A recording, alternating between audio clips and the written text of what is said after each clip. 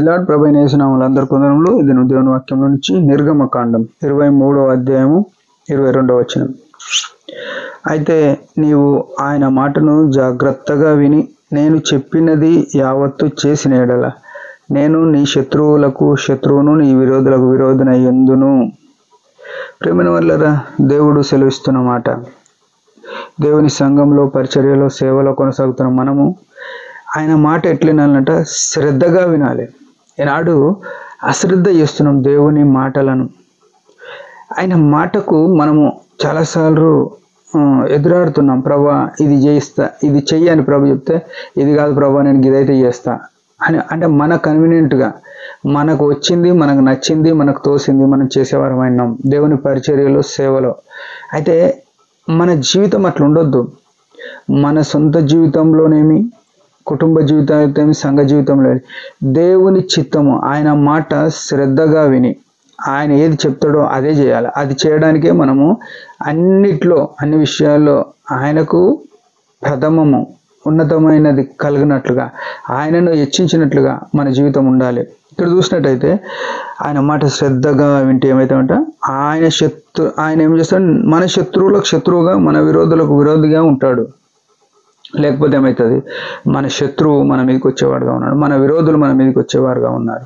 మన విరోధి అయిన అపవాది గర్జించు సింహం వలె వెతుకుతూ తిరుగుతున్నాడు.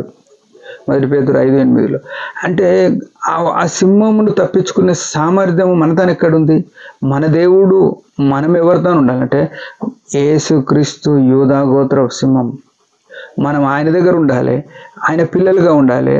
సింహము తన పిల్లల కొరకు ఏమైనా చేస్తా అన్నట్టు ఆయన తన పిల్లలైన మన కొరకు ఏమైనా చేయాలంటే మనం ఆయన మాట వినాలి, ఆయన వాక్యము శ్రద్ధగా ధ్యానించేవారు. అండ్ భక్తుల యొక్క జీవితంలో చూస్తే హానోకు దేవునితో నడిచినాడు అని చూస్తాం. ఆది కాండంలో చూస్తే ఆయన దేవునితో నడవడానికి తన కుటుంబము, తన సమస్యలు, తన పనులు అడ్డం కాలేదు. మనం ఏం చెప్తామంటే దేవుని మాట వినాలంటే ఎన్నో అడ్డంకులు చెప్తాం, దేవుని మందిరానికి వెళ్ళాలంటే ఎన్నో అడ్డంకులు చెప్తాం. ఇంకో రెండో విషయం ఏంటంటే నోహావు ఏం పని చేస్తాడు అని ఆలోచన చేస్తే ఆయన వ్యవసాయం చేసినాడు, ఆయనకు వ్యవసాయం వస్తుంది. అయితే వ్యవసాయం చేసే ఈ వ్యక్తికి దేవుడు ఏం చెప్పినాడు, నువ్వు ఓడగట్టు అన్నాడు.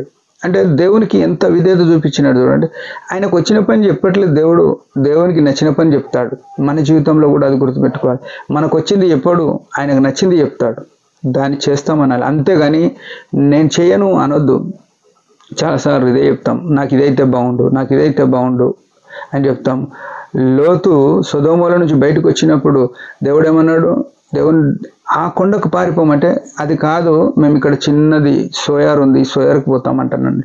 అందుకే ఈ మోయాబీ సంతానం తీసుకొని వచ్చినాడు, ఎంతో నష్టం తీసుకొని వచ్చినాడు దేవుని సంఘానికి, పరిచర్యకు, తన కుటుంబానికి ఎల్లవేళ్ళ శాపం తీసుకొచ్చుకున్నాడు. మన సొంత ఇష్టం చేయొద్దు.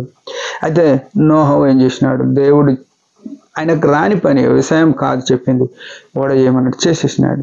ఆ తర్వాత అబ్రాహాము జీవితం చూసుకున్నట్టయితే అబ్రాహాము అప్పటి వరకు తన ఇంట్లో ఉన్నాడు, తన దేశంలో ఉన్నాడు. దేవుడు ఏమన్నాడు, నువ్వు నీ తండ్రి ఇంటి నుంచి, నీ బంధువుల ఇంటి నుండి వెళ్ళిపో అనగానే, అసలు వెళ్ళిపో అనగానే దేవుడు చెప్పింది విన్నాడు, సరే అన్నాడు. కానీ ఏడికి పోవాలనే ప్రశ్న రాలేదు. క్రైస్తవ జీవితం ప్రశ్న లేని జీవితం. మనము దేవునికి ఏం చేయాలా, విధేయులంగా ఉండాలి. దేవుని యందు భయభక్తులు నిలిపే వరమై ఉండాలి. ఆయన ఏదన్నా చెప్పని అది సరే అనాలి తప్ప ఇది ఎట్లా అని ప్రశ్నించని వారే ఆయనకు కావాలి.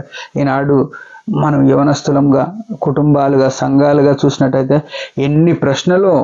ఒక పని చెప్తే ఏడికి పోవాలి, ఎందుకు పోవాలి, ఎన్ని గంటలకు పోవాలి, ఎంత ఖర్చు అవుతుంది, ఇట్లా ఎన్నో ఈక్వేషన్స్ ఉంటాయి.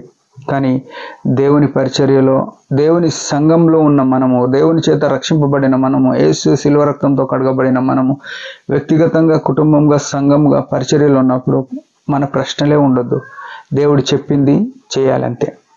అది ఆయన మాట శ్రద్ధగా విన్నోళ్ళకి తెలుస్తుంది. శ్రద్ధగా విననోళ్ళు మనకు తెలిసిన పరిచర్య బాగుందని చేసేస్తారు.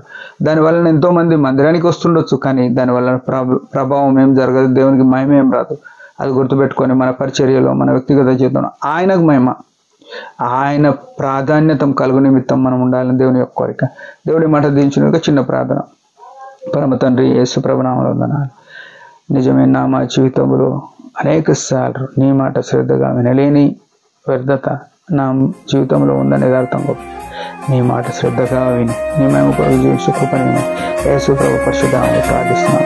ఆమె మీరందరి పరిచయం గురించి బాగా ప్రార్థన చేయండి. Praise the lord.